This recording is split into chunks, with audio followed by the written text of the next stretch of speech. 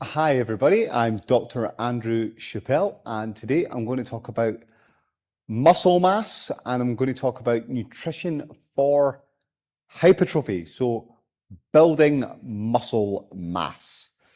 Now, I am a professional bodybuilder, so I've been trying to add muscle to my frame and to my physique for the sake of competitions for a very long time, for well over 20 years. And I've worked with lots of different athletes who want to do the same, both in the bodybuilding world, but also in the sports world as well. So that includes professional rugby players and professional strongmen as well, and powerlifters. So they're all interested in muscle. So many of the lessons that we can take from those sports can also be applied to other sports as well for context.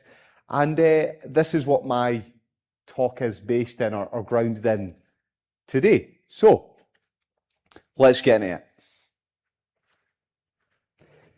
So hopefully by the end of this session, you should understand how muscle is built.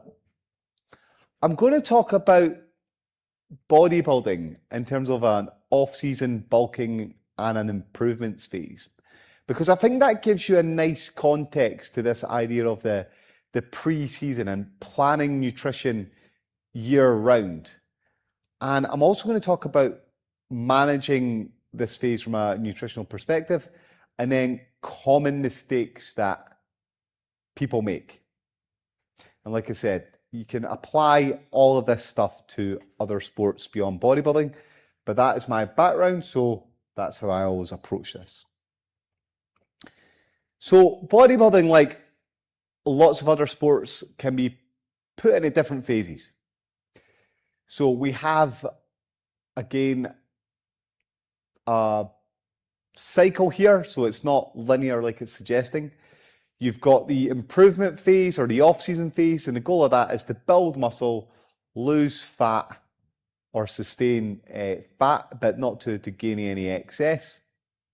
You've got the pre-season phase where the goal might be to lose fat and then sustain muscle. You've then got another phase after that, which is the peaking and the tapering. And then you've got the recovery from there. And you can imagine if you take other sports like rugby or football, you'd have the pre-season phase whereby you're trying to get as fit as you can, try to build muscle mass, try to improve power and strength, try not to increase our fat mass. You've got your season phase whereby you're trying to maintain all these things. And then you might have tapering from week to week. So try to be in the best possible position we can be for an event. And then after that, you've got your recovery phase as well. And you can apply this to lots of other sports. They do exactly the same thing, yeah? And what I'm going to talk to you today about is the improvement or the off-season phase. This part here. So here's me at the World Championships in 2025, WNBF Worlds in California. So the big question is, how much muscle can you build, or lean body mass? Well, the amount of lean body mass that you can build is dependent on multiple factors. It's dependent on your diet and not only how many calories you consume, but how much protein you consume. It matters on your genetics, the type of training that you do. So are you a mixed type trainer? Are you a pure endurance type athlete? Are you a stop-start athlete as well? Because that will limit your ability to add muscle mass, particularly during a season phase on here. It matters what you're doing in terms of coming into a sport. If you've had a background of doing lots of rugby, then your ability to add muscle mass, if you decide to just go to the weights room, will be much better than if you've come at it from purely just doing endurance running, because you've got a better starting point. Younger people have potentially more ability to add muscle than older people. They've just got a better hormonal profile. And then I've mentioned again the type of training you do. So if you're a sprinter, for example. So all these things will affect your ability to add lean body mass. Now, gains in body mass and muscle mass are highly variable. So this is a famous training study here, whereby they recruited almost 600 individuals, almost half and half men to women. Black bars, I believe, are the women, white bars are the men, and CSA is cross-sectional area. That's how big a bicep is. And then you've got the percentage of participants that reach that in terms of improvements. And then it's a 12-week study, bicep curls. And you can see that most people fall into the middle, and it's what we call a Gaussian distribution or a bell curve. Most people make about between 10 to 20% improvement in muscle mass. Some people do amazing though. Some people make as much as 40% improvement to 50% improvements, and that's your elite type bodybuilders, great at adding muscle mass. Some people don't really do much though. Some people are getting minus 5%. Some people are only getting 5% from there. So that's that genetic component. Improvements are highly, highly variable. The same is true of strength. So this is the same study, but it's even more dramatic because improvements in strength are neurological, whereas improvements in muscle mass are obviously caused by hypertrophy and the cross-sectional area getting larger. But neurological adaptations occur first, and then after that you see the improvements in muscle mass from there. So that might be one of the reasons that you see more dramatic improvements in strength. But as you can see here, you do get the same sort of idea where most people are pulling around about maybe between 10 and 50% improvement in strength, although some people are getting almost 200% increases in strength.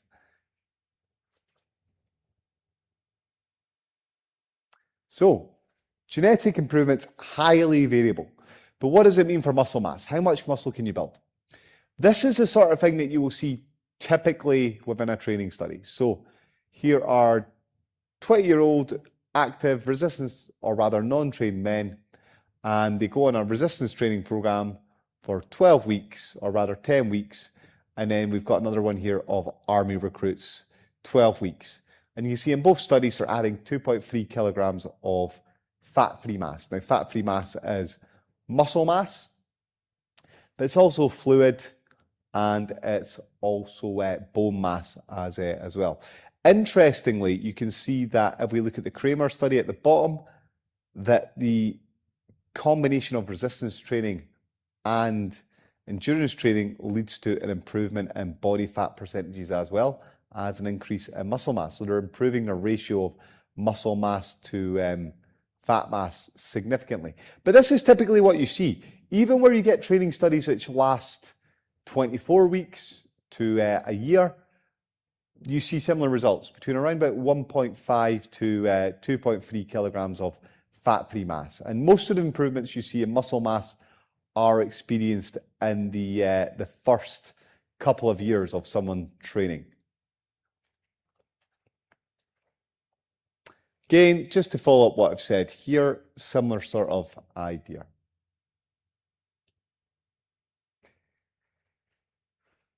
If you look at lots and lots of more training studies and you tease them out over a longer period of time, then over a lifetime, people gain somewhere between 0 and 7.2 kilograms of muscle over about 5 to 10 years. Okay?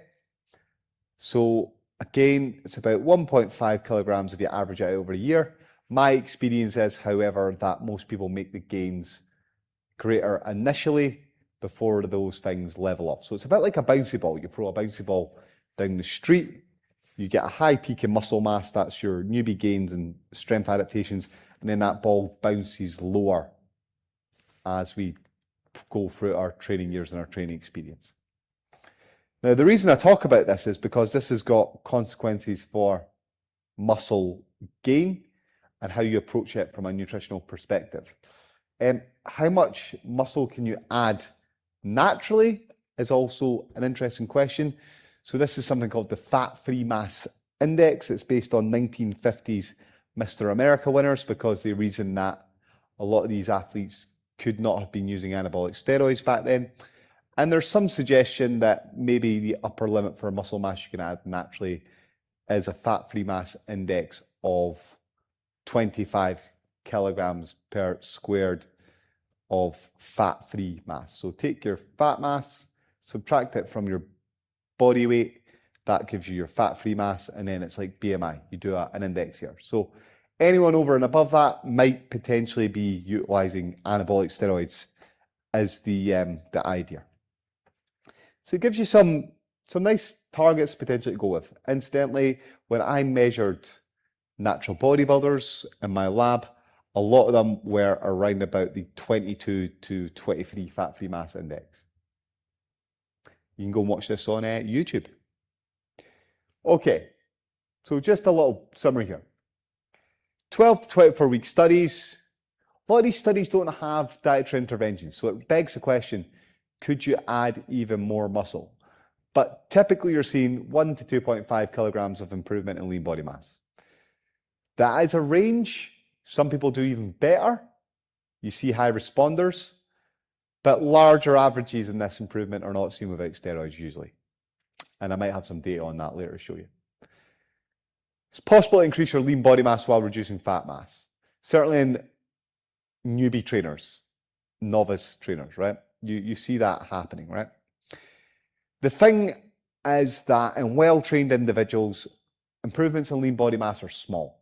In fact, very often what you see in well-trained individuals is they're using ultrasounds, they're using MRIs, and they really are measuring millimeter increases in muscle mass because you don't see large changes on the scales. That's got consequences for how you approach a diet as well, so worth bearing in mind. Fat-free mass indexes can give you a prediction of natural hypothetical muscle gains. Interesting stuff. And then over a lifetime, 45 kilograms is what most people could expect to gain. 21 to 23 kilograms per meter squared of fat-free mass would be an upper limit for most natural bodybuilders. So if you dedicate your life to just building muscle naturally, you might get here. Some people do a little bit better. I'm an elite natural bodybuilder. I've managed to get myself right up towards that threshold, but I'm still not surpassing it. Now, this is that bouncing ball analogy I've showed you here. So you throw a ball, it bounces high, then it bounces less and less and less.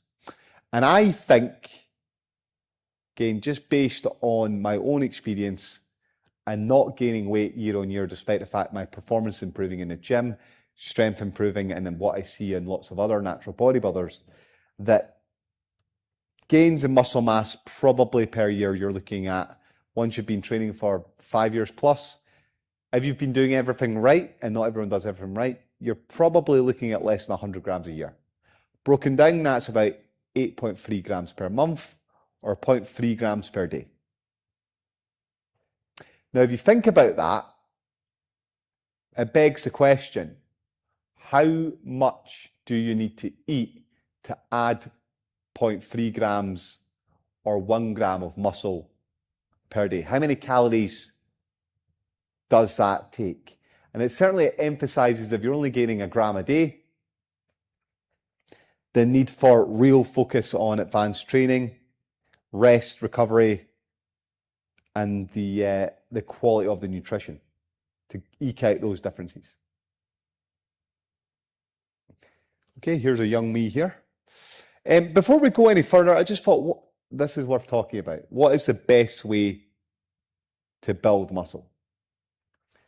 And when it comes to hypertrophy, e.g. building muscle mass, it's worth noting that there's lots of different ways that you can do it. So, resistance training. If you do moderate to high reps, so 10 to 30 reps, short rest periods, 30 seconds, 120 seconds. If you train to muscle failure, if you have continuous muscle tension, all of that leads to an increase in metabolic stress. You get a buildup of lactic acid, you get depletion of phosphates, you get the buildup of H plus ions, so hydrogen ions, which cause acidity in the muscle. You also get a hypoxic state where we create oxidative stress, we get cell swelling, get inflammation. All these things occur. But all different training goes through that central pathway and causes that metabolic stress. And the outcomes of this are hypertrophy, angiogenesis, which is new arteries being produced, and then mitochondrial biogenesis, which is often a cardiovascular training adaptation. But we get better at getting energy from oxygen. Mechanical tension matters because that signals to our cells to build more muscle. Muscle damage matters because that tells our body to build more muscles. We've talked about metabolite accumulation. All of these things, however, signal to anabolic hormones like testosterone to tell us to build more muscle. And then, of course, if we have good mechanical tension, that leads to neurological adaptation, which helps us improve maximum strength, which can have a knock-on effect on muscle hypertrophy. And the point of this is really that there's lots of different strategies to build muscle. And people often ask me which is best. And I always sort of say, well, look, that's why you should periodize. No one program will do it all. You need to do all different types of programs. So we need to train for strength, power, hypertrophy, muscular endurance, so that we can hit all of these different pathways to maximize our growth. So there's no perfect program. There's only trade-offs which allow us to make improvements to our physique. And we should always be trying to utilize concepts like progressive overload. So lots of athletes will train this way. And if you think about that season breakdown that I said about off seasons, on seasons, pre-seasons, tapering, this is very common to train in phases like this as well. So you've got an example here where you've got endurance phase, strength endurance phase, muscular development phase, max strength phase, and power phase. And that's a classic periodized plan. And then you can also see at the top here, I've got different training goals and I've got the rep continuum. And you can see it's not straightforward in terms of doing 2 and 3 reps as strength training. It's also power training. But it's not that you don't train the body hypertrophy-wise either. It's just that hypertrophy probably occurs a little bit better between that 6 to 12 rep range. And it's not that you don't train muscular endurance between that rep range. It's just that it probably gets trained a little bit better up at around that 13 to 20 rep range. So we should do all different types of training, because it stimulates muscle growth across the board. Just a few other things I think are worth mentioning as well about exercise training to gain weight. Advanced training techniques can be really useful.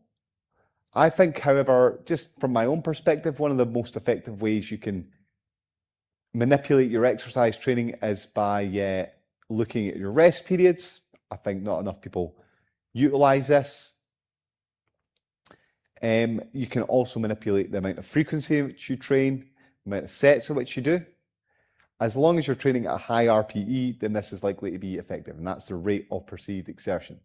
And that's when we have conversation about failure, not failure, things like this. It looks like something in the region of around about 12 to 18 sets per week per muscle group is effective at adding muscle mass. Advanced training techniques are great, but difficult to monitor. And when I talk about advanced training techniques, I'm talking about things like drop sets, negatives, rest pause, clusters, giant sets, things like that. And you can see I've put my own recommended ones in here. Now, although you need to do lots of different programs, I would just say avoid program hopping. So have a clear period of time where you're going to follow a program, probably a minimum of time about 6 weeks, probably no longer than 16 weeks before you move on to the next program, and have clear objectives of what you want to get out of any particular program. So, how do you make improvements in your physique? How do you gain weight?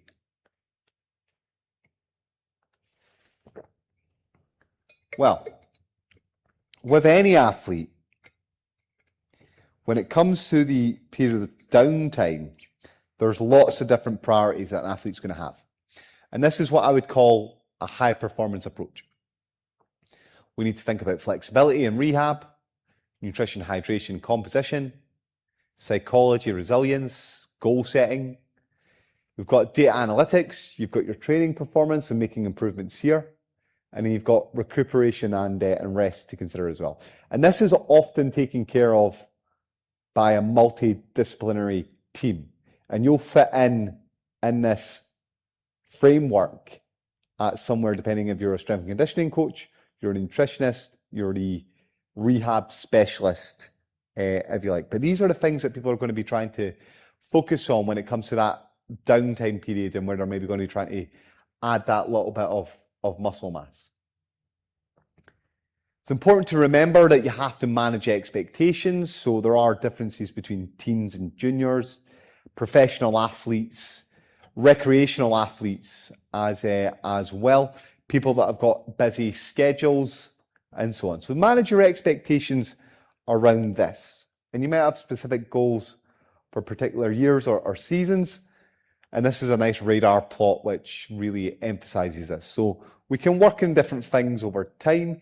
Don't expect us to be great at all things immediately at once.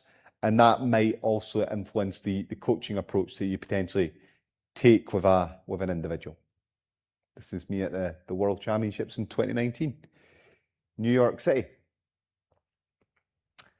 Another thing just to consider as well is that when you're working with athletes, particularly high-level athletes, is that they can fall foul of this concept of the perfectionist trap.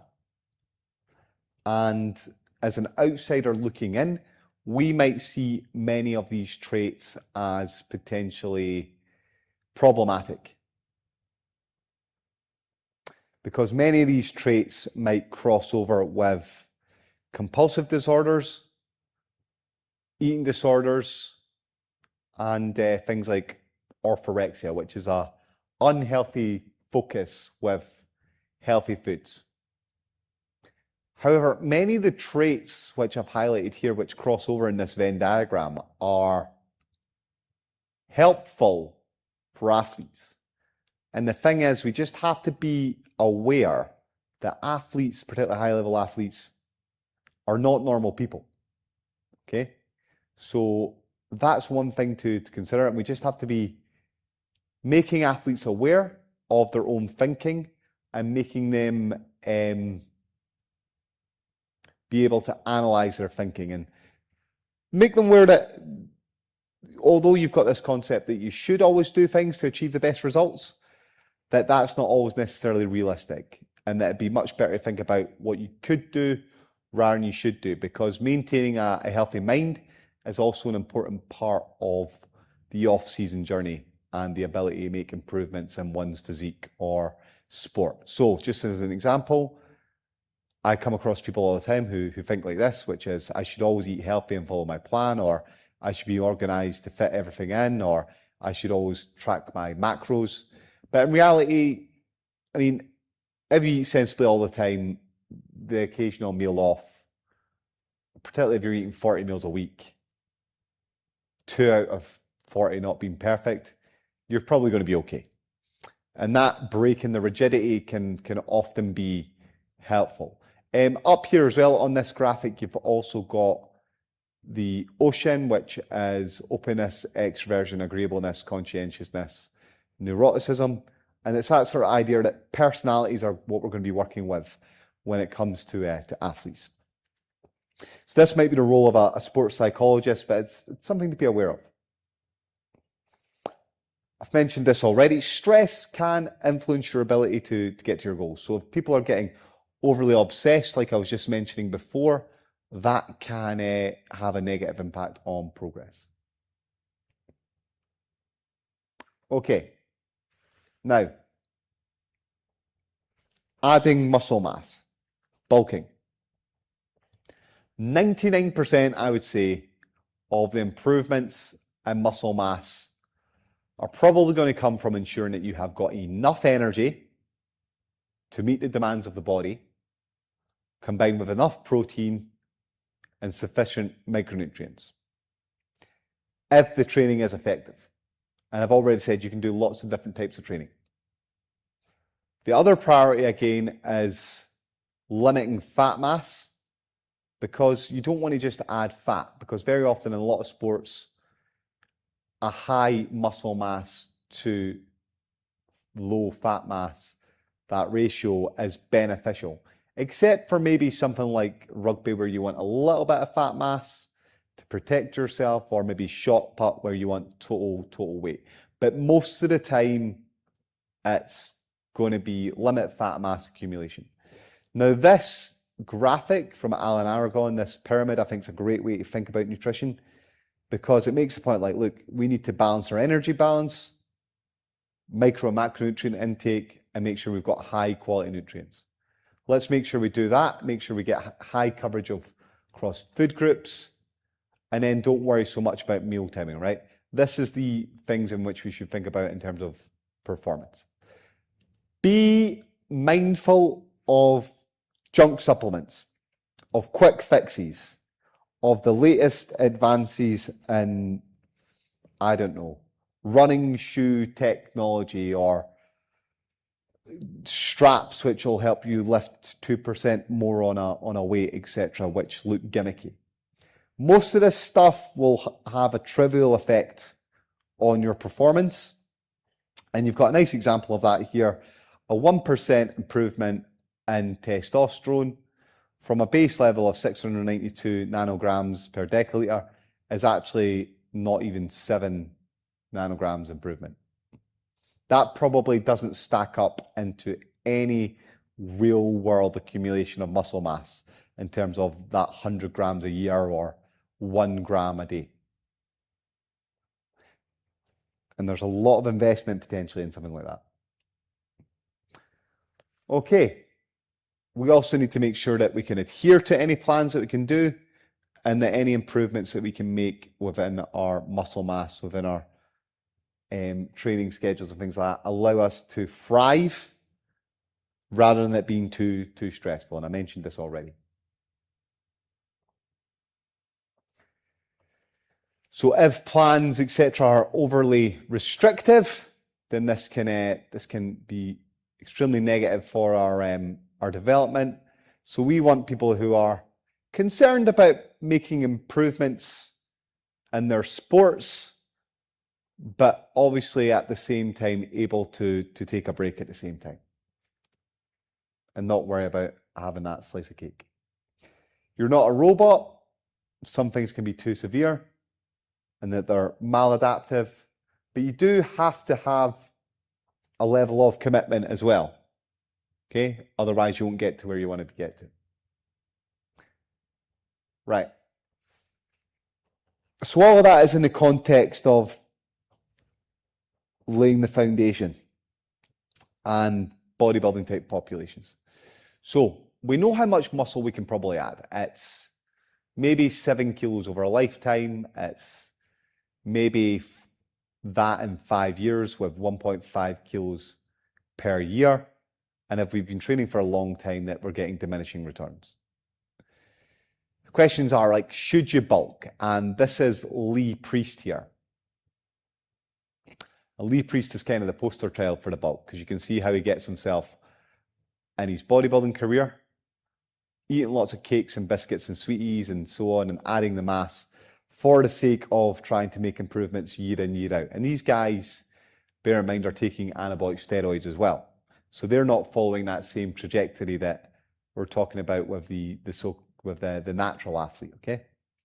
Now, the problem with this approach is if you add all that weight, you also have to take that weight off, which if you watch my other lecture that I've done on weight loss, you'll know that that can take a significant amount of time, particularly if we want to preserve muscle mass at the same time. Also, a diet high in ultra-processed foods, not obviously healthy for us.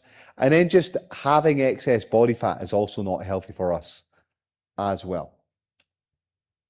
So excess body fat, it's poor for our cardiovascular health. Cardiovascular disease is the #1 killer in the world, followed by cancers. So you're creating a situation whereby you're not particularly healthy. Having excess weight is sore in your joints. I notice a difference being 95 kilos to 93 kilos to 92 kilos. Between being 92 kilos to 87 kilos. And actually, once I get down to 83 kilos, I don't have any joint pain. My lower back, everything like that, it's just, everything feels better. You're just carrying around excess weight all the time, and it impacts your performance. So it impacts your ability to perform aerobics because you're carrying extra weight. And aerobics, light is considered fast. It affects my ability to perform certain exercises. It affects my flexibility. It affects my blood pressure. It affects my blood sugar levels. It's just not healthy carrying that excess weight. And as athletes age, they start to think about these extra things. So we want to have a higher ratio of fat-free mass to fat mass. It's also not very good for your cholesterol.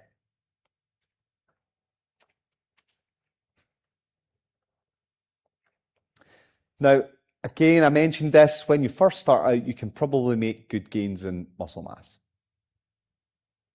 As you get older, those gains in muscle mass diminish. So here's me, training for a very long time, 20 years I've been training. 2006 was my first bodybuilding event.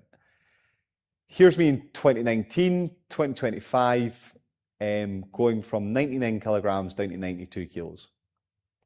And then here's me on stage in 2019 all the way up to 2025. I got better to 2025 despite being lighter in the off season. So all that was happening was I would get heavy every single year and I was just getting fat. I did not need the excess calories. All that happened was I just added excess weight and I just had to diet longer to get it off. And in the end, I ended up being better on stage, probably with more muscle mass at a lighter weight. So, what does the research say? So, anecdote aside. And by the way, I should mention that working with athletes, I've experienced the same thing. I've seen it time and time again. Guys making huge gains in body weight year in, year out, and a bid to add that extra kilogram. They come back to the stage, same weight, not any better. They've just had to diet harder and longer. So if you look in the textbooks, what they'll tell you is, to add that muscle mass then, year in, year out, you need 500 calories excess, and that will yield around a 50 to 75% increase in lean tissue in a year. Now, we already know in a year that you're only going to add around about 2.5 kilos of muscle mass. So you're probably not getting that 50 to 75% increase in lean tissue, despite what the textbooks say. And I've looked and looked, and I don't know where this 500 gram or 500 calorie recommendation comes from to add that to your diet, to add the muscle mass, okay? I have no idea. I think they've just taken the 500 calorie deficit recommendation and then they flipped it. But here's some research, right? Here is 10 weeks of a weight gaining plan with resistance training and a 6 to 12 month follow-up, right? And you've got two groups here. You've got people who got nutritional counseling, NCG, they're the dotted line. And you can see with the nutritional counseling, they get around about a 7% or 6% increase in body mass, compared to a 2% increase in body mass with no nutritional counseling and just being left to your own devices. So more body weight gain with the nutritional counseling. If you look at who had a greater change in fat mass, you see that of the gain that the people are making at 12 months with the counseling, almost 15% of that is a gain in fat mass, right? So, okay, they're gaining more weight, but more of it's fat mass. Whereas the other group were actually losing fat mass at 6 months, and actually at 12 months, they had a slight increase, 5% increase. If we look at increases in muscle mass, probably something in the region of 2%. Both of them see the same amount of gain post-intervention. The group that get the counseling, at 12 months, they've managed to build even more muscle. The other group, they've maybe lost a little bit of muscle. So what does it all mean? Well, 6 to 12 months. Group with the counselling have got a 6% increase in muscle mass and body mass, a 5% increase in lean mass, but a 15% increase in fat mass. So they've added mass, but some of that mass is fat mass. So they've added weight, but some of it's going to be fat. So they've bulked effectively. Here's another study. This is from Helms et al. 2023. And what they've done, which is really interesting, they've said, well, why don't we do a 7-week training program, progressive overload, 3 times a week, 17 people, and let's measure what happens if we give people maintenance calories with enough protein, a surplus of calories at 5% or a 15% surplus, and then measure what happens with fat mass and muscle mass. What happened at the end of the study was they all gained the same amount of muscle mass. So they all had some nutritional and counselling, and they all gained the same amount of muscle mass. But just like the other study, when you've got excess calories, so you're getting counselling, you're adding fat mass, which again squares with my own anecdotal experience as well. Now, I should mention that in terms of research in this area, there's very, very little. These are the only 2 studies that I've came across that have looked at bulking, if you like. So there's not much out there.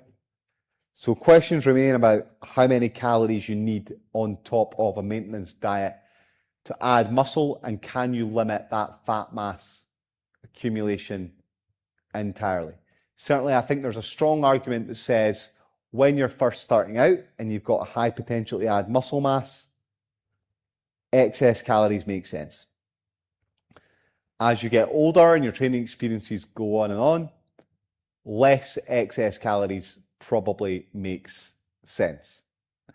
This is a paper here by Gary Slater, and what they did was they tried to calculate how much energy do you need for a kilogram of muscle and what that would translate into in terms of a bulking recommendation.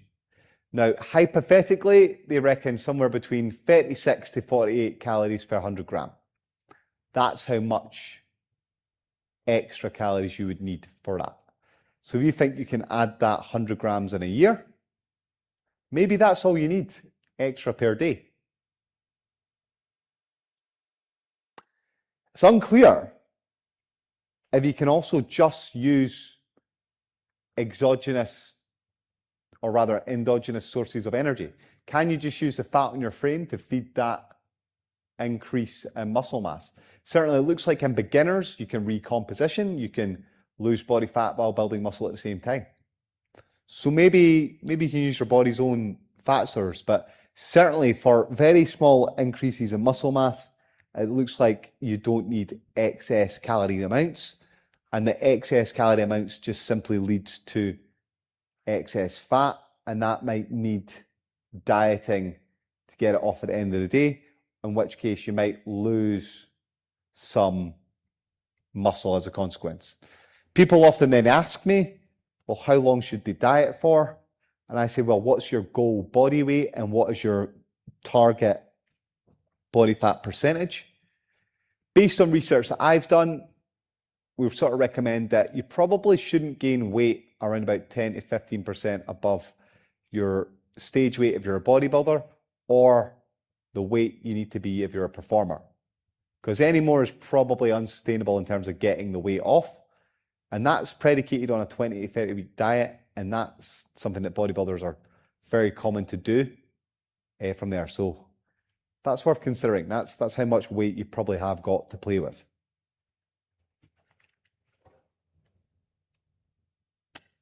And here's some data from that study. Okay, so here's some take homes.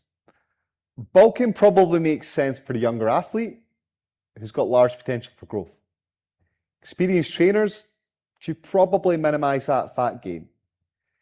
And I've talked about this in my weight loss lectures, but there's something called the 1/4 rule, which says for every kilo you lose, a quarter of that could be fat-free mass, could be more. So if you gain all this weight, then you've got to lose a lot of weight. Then some of that weight gain, weight loss could just be muscle mass that you've put on. So it's kind of like robbing Peter to pay Paul. Is it worth it? Here is some recommendations. This is how we maybe need to think about approaching weight gain for athletes. So because we've got excess calories, we don't need quite as much protein in the diet as when we're losing weight, but ballpark figure 1.6 to 2.2 grams per kilogram of body weight. Carbohydrate, 3 to 10 grams per kilogram of body weight. Fat, 0.8 to 1.5 grams per kilogram of body weight. You're probably looking at something like that. Hydration, 125 to 250 mils per every 15 to 20 minutes of exercise. In terms of body mass gains, if you can be precise, not much more than 1% gains a month. Because any more, you're probably just accumulating fat mass quickly. For my bodybuilders, don't be any more than 10 to 15% above performance weight. And then make sure we're having a healthy diet, which covers all food groups, all micronutrients across the board, and that we're eating quality. So here's a few common mistakes that I see people make when it comes to trying to add weight or bulking, or when it comes to bodybuilding planning, is that they often have a lack of planning. They fail to learn mistakes from previous years. Now, meal prepping is important. If you can meal prep, that allows you to stick to a plan much more effectively if you've got cooking skills. Allows you to meet your targets much more effectively. Some people just fail to keep their body fat levels in check because they don't monitor things. They stop monitoring their weight. They stop measuring their waist circumference. So that's important that you track these things over time. They don't focus on weaknesses, so they don't look at that radar plot that I mentioned earlier on, and they don't think, where can I make improvements? So they just focus on their strengths and they're not improving as athletes. There is this concept of the deep off season, so spending a long time away from the sport. You're playing just to try and improve strength and power, muscle mass, etc. And then just completely losing focus. So sometimes people are better off not spending long times away in different periodized phases and just spending short times with off seasons. The opposite is also true, but people just get burnt out, particularly in sports like bodybuilding. They just don't have breaks, they don't recover, they get caught in these perfectionist traps, and they just they burn out.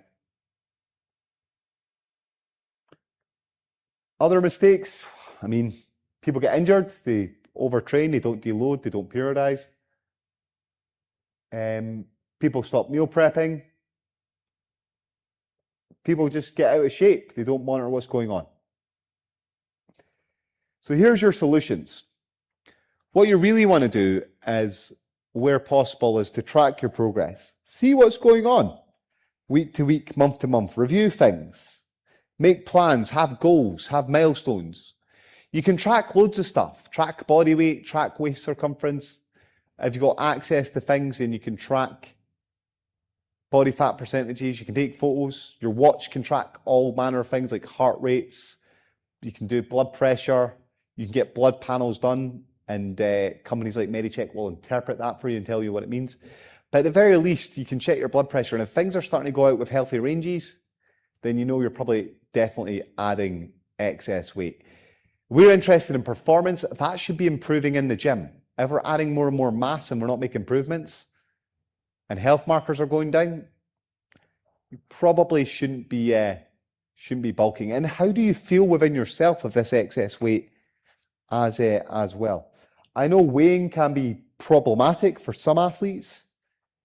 So you do have to be mindful at the same time. But like I say, you can track lots of things, you can add complexity, and you can make improvements in lots of different areas. It's worth being mindful as well that in the fitness world, when it comes to adding muscle, making gains, that so much of what we get comes from steroid using bodybuilders. So lots of gym culture, Instagram, social media, etc., YouTubers, a lot of it is coming from people who are not playing the same game that you might be playing. And steroids are such that they're so powerful that they can mask poor diets, poor training, poor recovery, such as the effectiveness of these drugs. And this is a famous study by Bashin et al. 600 milligrams of testosterone given to two groups of people, one doing exercise, one not doing exercise, versus one group not doing exercise versus one group doing exercise. And what they find in this study is that the steroids are so effective that the people not doing any exercise make more muscle mass improvements, more improvements in their squat and bench press, and they get a reduction in fat mass more so than someone doing a 12-week training program. Oh, sorry, a 10-week training program. So this stuff's extremely powerful, these drugs. So people are not playing the same physiological games. So we have to be mindful of that. Does that training plan, does that diet plan that person's recommending make sense for the natural athlete? Are the gains realistic when I could probably only expect to get about 1.5 kilograms of improvement a year? Whereas in this study, you can see a 6.1 kilogram improvement in muscle mass in 10 weeks. So a lifetime of gains just in one go. I'm going to skip past this because I mentioned it already. So set targets, set goals, roadmap. Here's some examples of some goals. You can pause this video and have a look. And here's an example of different strategies as well with the season broken down. So again, we can do this with different sports, but this is what I see with my bodybuilders. So they've got their improvement, their anabolic phase, that's the phase in which they're adding the muscle mass.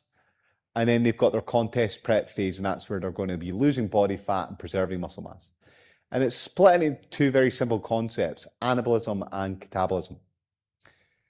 Now, you can be clever with this. You can have an improvement phase, you can put in like a little mini diet, and then you can have a diet break, and then you can have another diet after that, if you want. Or if you've been doing back-to-back competitions, so year in, year out, you've got your recovery phase that's got to go in there, so get back to everything working normally. We can then make improvements, and then you've got your diet again. Again, you can be clever with it, so you can have your improvement phase, a mini cut, a diet break, a mini cut, diet break, and then you've got your diet again. However, to reiterate the point I made earlier on, if you add excess body fat, the thing to be mindful is this can negatively affect you from season to season. And I think you sometimes see this in other sports as well, like football, where people get injured and they miss the pre-season and they get out of shape and out of condition. That recovery phase is shortened. That period of time to make improvements in their physique is also shortened, and they have to diet for a very long time. So whatever way you look at this, catabolism is still catabolism.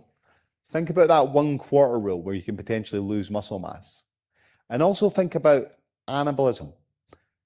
If we spend less time in that green zone, that's less time building muscle and making improvements. So just thinking about the planning is important. Can you plan better to add more muscle in your physique? And some of that can just be, let's not add excess fat because that can negatively affect us elsewhere. Same is true of this sort of 2-year principle as well. Yeah. Okay. So, coming to an end here. The longer you train, the more effort probably needs to go into the off-season phase because the amount of muscle you can add year in, year out in your sport is reduced. Muscle mass gains are slow. Okay, you get large gains initially and then they slow down. There's lots of different ways, however, you can build muscle, lots of different approaches. You need probably excess calories in the beginning, but how much you need is not necessarily clear because even if you gain 1.5 to 2 kilograms in the first year, you're not adding 200 grams, 300 grams on the daily. Those gains are much smaller than that. So you don't necessarily need huge amounts day to day. You don't necessarily need that 500 calories. We should always be trying to maximize anabolism, so periods of time where we spend muscle or build muscle rather than catabolism, because that's when we're breaking down tissues and you're not building muscle in that area. If you don't plan, then you plan to fail.